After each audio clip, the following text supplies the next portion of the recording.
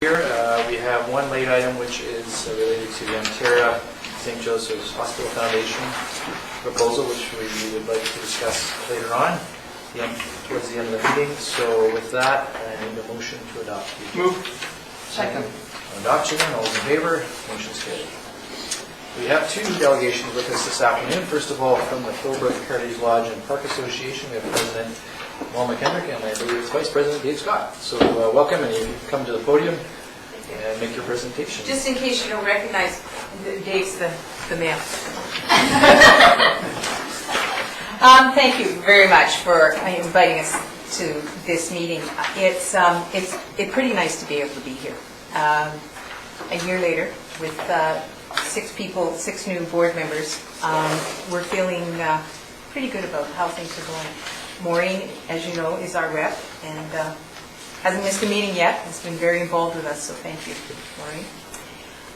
It's a special year for us. You would have seen from the rack card that you got that it's the 30th anniversary of the festival, which is pretty amazing to believe. And we're looking forward to it. It's promising what's going to happen with the festival. And as you know, it's our primary fundraiser. So very important. We always hope to get the weather, but we're well on our way with the 120 artisans and the food vendors and etc. The other thing that came in your package was a balanced budget sheet with a 5-year maintenance plan. You'll see on there that we have taken our investment account. We're no longer calling it an investment account. We're calling it a capital reserve budget. And it will be what covers the much needed maintenance. That building now is 80 years old, and there are a lot of small and large renovations that haven't been done and need to be done if it's going to survive and stay as this lovely little gem of Comox Valley heritage. The other thing that you got with that was a list of the established special events. We have decided to do what we do well, to refine what we're doing, and to work on sustainability. The one new event in there is Bob's 120th birthday. It's 121st, actually, we found out. And we're going to have a family event. That's going to be our spring-summer family event. And as you know, we had the Santa Claus Parade starting at the Philbrook last year with the support of the BIA. Santa had a wonderful time, ran into some deer, some reindeer, really did. And it was a good event. I want to thank you, the council, for the support you've given us. We have been in the process of applying for grants, something that hadn't happened for a while. And our first grant application to the Vancouver Foundation in how many years now, Dave? 5. In 5 years, has gone in with a letter of support from you, so thank you very much. We also have applied for a grant to do a video of the heritage aspect of the park from the federal government from a group called CHIN. In December, we set ourselves a 5-year strategic plan. Very interesting, as you know, the whole planning process. And those goals that we have set to fulfill our mission include site management and the maintenance plan, articulating heritage and cultural values, and we use that goal in the application to the Vancouver Foundation, saying that the Heritage Fiber Arts Show and our summer concert series were heritage cultural events that would fit their mandate for the grant. We want to support the local community at large through various events and consequently are associate member now of the BIA, operate deficit-free, which will be a challenge, as you know, for a nonprofit in this economy, and to support the related objectives of the town of Comox, those objectives that relate to us as an association. We want to be able to support you. So we feel that we've re-engaged now and opened up some lines of communication with the town and also with our association with the BIA. Our festival producer, Susan Lewis, is doing more collaboration this year than she did last with Nautical Days. And we feel that we're in a fairly good position to create sustainability for the association and refine what we're doing. So I would ask Dave if he has anything to add, and then ask if you have any questions. Okay. I would only briefly add, I think we've got an outstanding chairperson or president of the Philbert Association guiding us very well. You know that we did have a changeover of the board, and it's a vibrant, exciting place there. I think many of you have been there or will be coming to many of the events. There's an upcoming event very shortly, which we would extend an open invitation to all the council to attend. The sneak preview of what's coming, and there will be opportunity for sustenance there of those sorts. I think the major thing that I would like to reiterate, as Mo points out, one of our major goals is to maintain the relationship with the community, heritage-wise, engaging young people, and of course, all of the operations, we have to be in close collaboration with the city, with this heritage property. And I think going forward, it's just nothing but excitement, and you can feel it among the people that are volunteers there. So many, many volunteers that are making this this place a real integral part of the Comox town. And as it grows, the town, the Philbert is going to become even more and more a destination attached to the city of Comox. And I don't think anybody is against that here.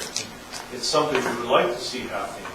So we anticipate, we hope for, and we promise good cooperation between the town of Comox and the Philbert Association going forward. All right. Thank you, Dave. Questions from members of council then? You? Just compliments for, you talked about, David, re-engaging with the community. I want to compliment you about one event I attended. There was an art show which focused on youth, and the touching, addressing a really powerful theme. And I think that was brilliant, because I saw and talked to a number of youth that weren't aware of the heritage history, let alone the Philbert there. So that alone in itself was a brilliant idea. So compliments to your board. Thank you. And that was our administrator's concept, so Eden's concept, so yeah, thank you. Patty? And Barbara? Curious, who's your tea house operator this year? It's Mark Johnson. We renewed the contract with Mark again, and he was amenable to that. It's worked well. Once the weather cooperated, I think he had a reasonably good season. We're looking at some options with the tea house in terms of finding out exactly how financially feasible it is and what the rent will be in the future. We will renegotiate that after this year. A couple of interesting things is the 2-year contract, so he has stability and we have stability.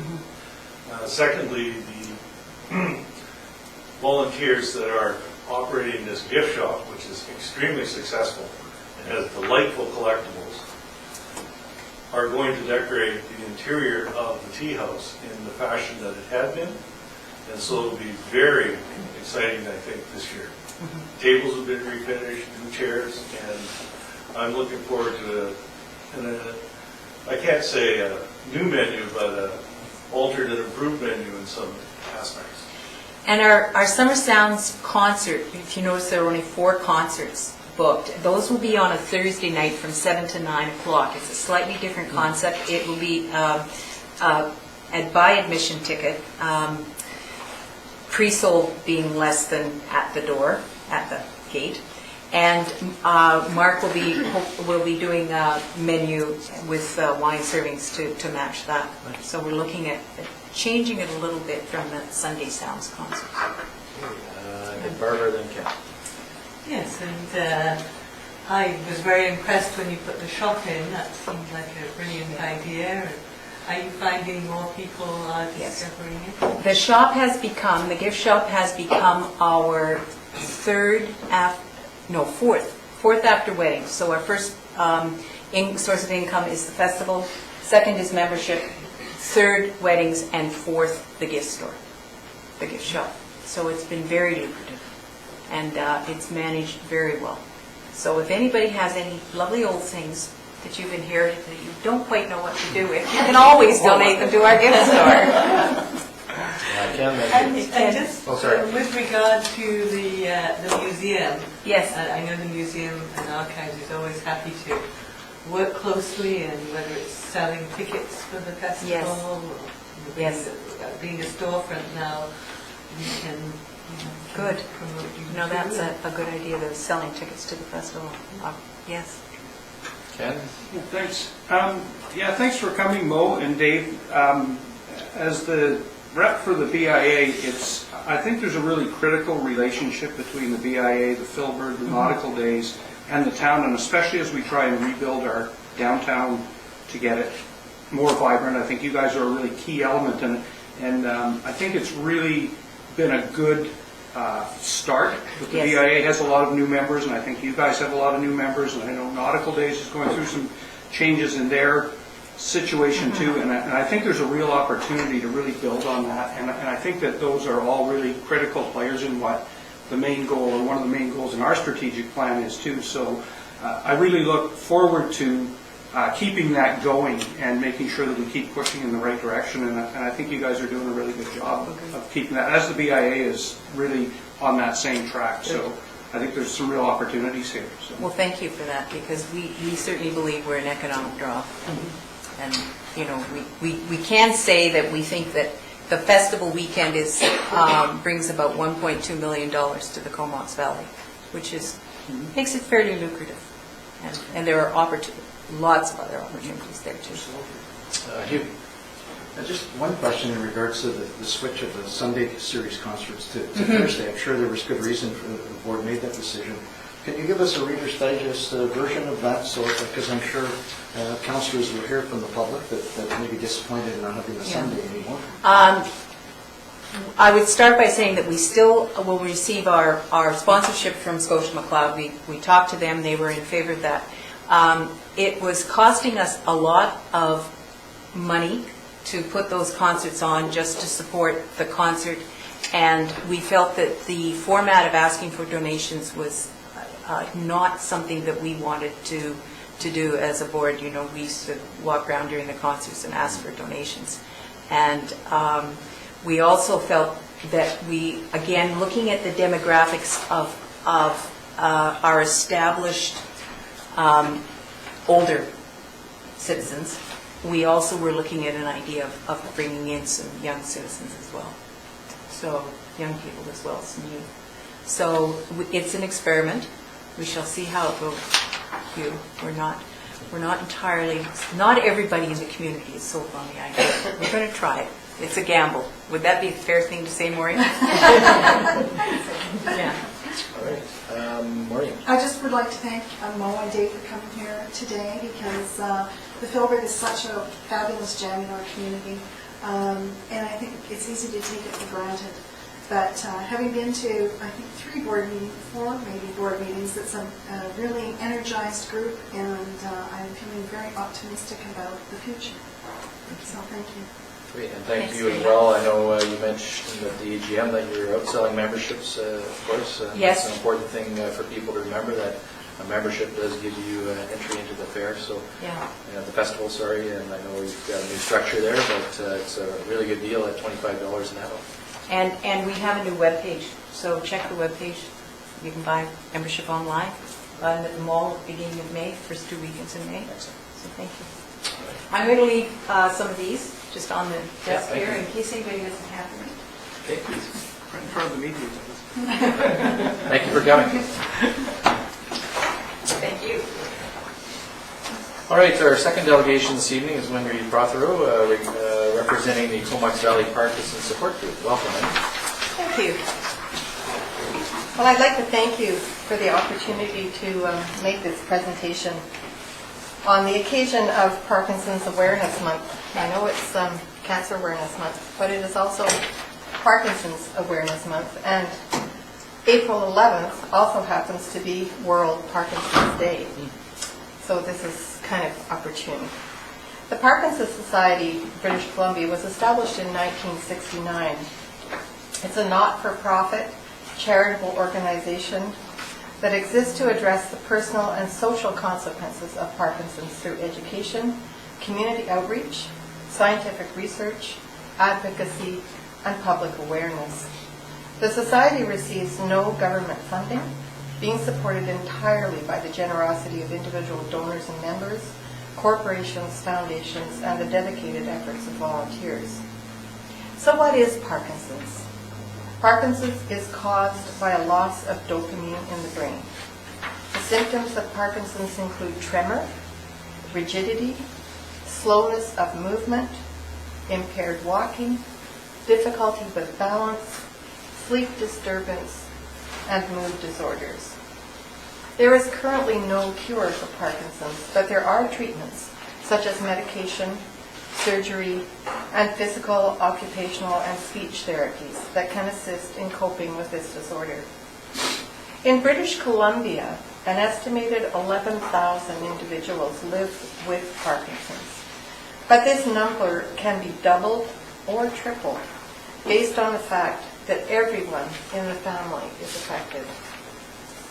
Over 100,000 Canadians have Parkinson's, and it affects both men and women across ethnic lines.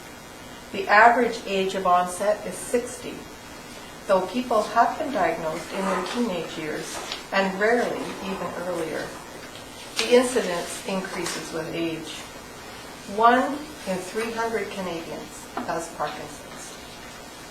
We are truly fortunate in British Columbia to have the world-renowned Pacific Parkinson's Research Centre at the University of British Columbia. The Parkinson's Society of British Columbia works closely with 42 self-help support groups throughout the province.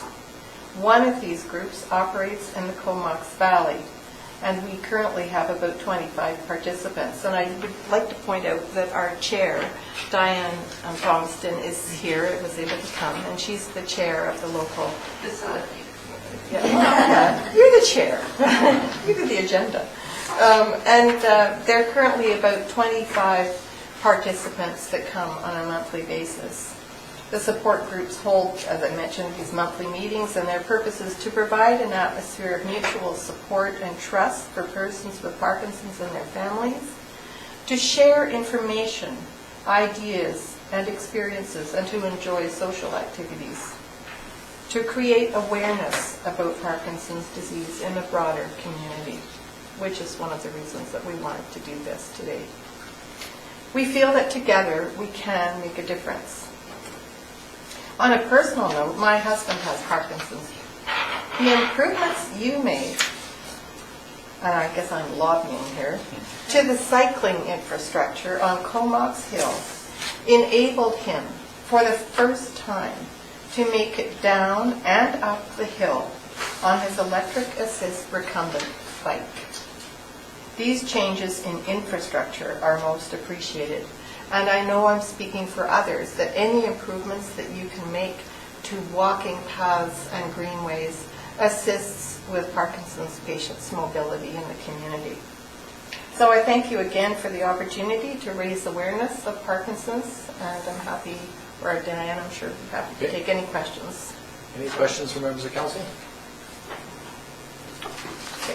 Maybe I can leave Sure. brochures as well. That would be Shelley. That's great. Thank you for your presentation. You're very welcome. Mr. Mayor, Yes, ma'am. and support what Wendy said. It's true that most people with Parkinson's, my husband has Parkinson's, have medication, but more and more recently, the research has said the single most important thing that a person with Parkinson's can do is to be physically active. To walk. My husband walks. You may see him around town walking with those Nordic walking poles. So the more that it is easy and safe in the community, the better support that people with Parkinson's get. So again, thanks for the trails and pathways that are around, and if more come in, they're valuable for people. We're going to be discussing budget here shortly, so. Okay. see how it goes. Thank you for that. Thanks very much. All right. All right, there's no minutes of meetings or departmental reports, however, you have staff reports related to the budget. First of all, from our Director of Finance, he's provided some good news here in terms of some staff recommendations. Net decrease in expenditures of $85,000 across the plan is outlined in the agenda. So in order to discuss those, we should have a mover of that. I'll move that recommendation. Second. Moved and seconded. Discussion on that? Seeing none, we can move that and have other discussion as well. All those in favor? Motion's carried. So in terms of the financial plan, we also have for receipt then the second draft of the 2012-2016 financial plan. Move that. Thank you. Second. On receipt, we'll just vote on receipt and then we'll have further discussion. All those in favor? Motion's carried. So we've got that in front of us now, and some recommendations or further discussion may ensue, but we've got a couple hands here. I'll start with Councillor Ken. Yeah, he gave us a couple of options on page 16, and they're not numbered, but I think if you go down to number 3, when we talked about moving some projects off and waiting until we could see if gas tax was going to be renewed to use them, that's exactly what I had in mind when that motion came up. So I thought number 3 was probably a good way to go on that, and it also gets us close to the 2.5% that we looked for in our budget. So to me, that one works. What you're suggesting then, based on that, is that we would move to restore the full ROB project, but assume that the sidewalk portion will be grant funded by 2016. That's right. And then if we can decide when we get there, if it is renewed, then we can decide at that time. So you're moving that, I take it? I'll move that, yeah. And I second Second that. that. Any further discussion on that specific recommendation? Seeing none, all those in favor? Motion's carried. Thank you, staff, for bringing that forward. Any other further discussion or comments on either or both of the capital and operating budgets? Yes, go ahead, Pat. I was just noting on page 15 where Director of Finance talks about concern about adequately addressing road resurfacing. And in the chart that he's provided, he notes that it's pretty light in 2016. Well, it isn't now. It was until we just made that change. Well, relative, so that ROB project would go back in. Yeah, so with that back in there, do we know off the top of our head what kind of road meters we would be looking at? Director of Can we Finance? find it in here?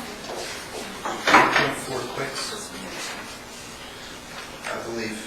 How many? 1,380 meters. 1.4 kilometers. We're still light in 2015. We only have 350 meters in 2015. But by adding that 1.4 back in, the average would go up, presumably.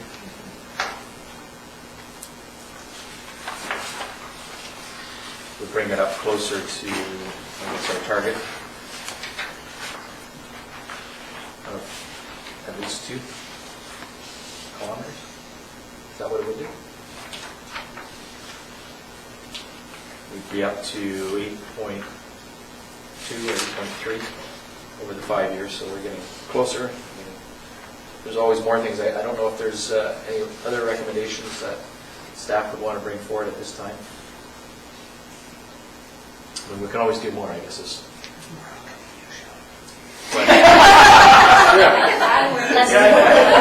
We can always do more, of We can course. always add more, for sure.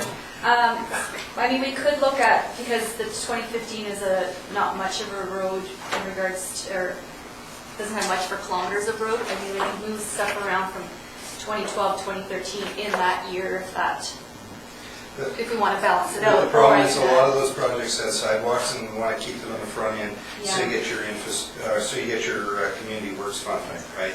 So I recognize that we're light in 2015.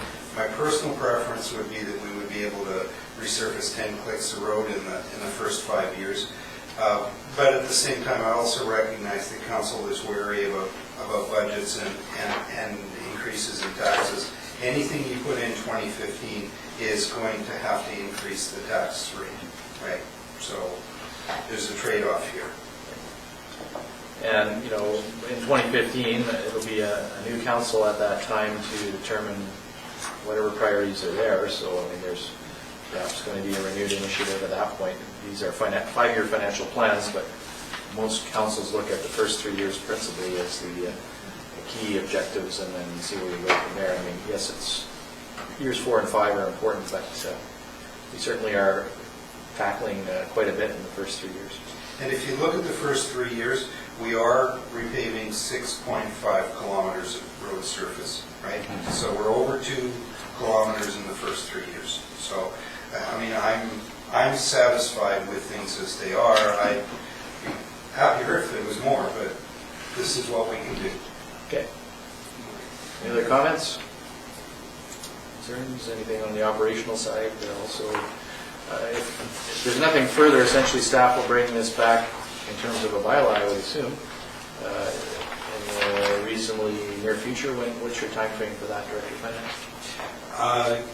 Your Worship, I'm going to be away tomorrow and Friday, so I won't be able to present you with a memo on a bylaw. I think we're looking at a report with the draft bylaw at the committee of the whole in 2 weeks' time. Okay, and then the bylaw readings. And then the bylaw, we'll get 3 readings on our That's first council meeting in May, and we'll need a special council meeting in conjunction with the committee of the whole the week after to adopt. Sure. Similar to what we've done the last couple of years. Yep. Okay. Anything further on the budget? Of course, yes. I just know it's just more housekeeping, and I think it's just because we carried it over from the last budget. On page 61, 2013, we have sidewalk for Comox Avenue. And then for 2015, we have Comox Avenue resurfacing. So I was just going to recommend that we put this Comox Avenue sidewalk into 2015 so that construction goes hand in hand. If you do that, you lose the community works funds. Oh, okay. I can do that if they do that. Yeah. I guess that can be reviewed. Hopefully, the gas tax program is renewed by that point, but I suppose leaving it in the plan at this moment makes some sense, does it? Is it still doable on that basis? Yeah, it just kind of makes sense to do it sort of together, but we can just leave it in Okay. and revisit it. Okay. Okay. No, thank you. Makes sense to me. We have to spend the community works funds by March 31st, 2015. And so January, February, and March usually aren't conducive to sidewalk construction. Okay. Anything further on the budget? Seeing none, we'll see it in a couple weeks in its final draft form before it goes to bylaws. Thank you, staff, for bringing that forward and for council's deliberations on that. Great. So we just have the one late item to deal with, which is something that our acting CEO brought to us. So perhaps Shelley, you can just explain it, just for everyone's benefit, what's going on here. This was a request that came in from MTerra yesterday, and what they're wanting to do is start up a fundraising type program whereby they will donate $1 per ton of recyclable material collected to the St. Joe's Hospital Foundation. And they're asking for council support and a little bit of involvement in terms of photo opportunities and things like that. Photo op Monday afternoon. Do they need a motion for support, I guess? I'll move we support that. Sure.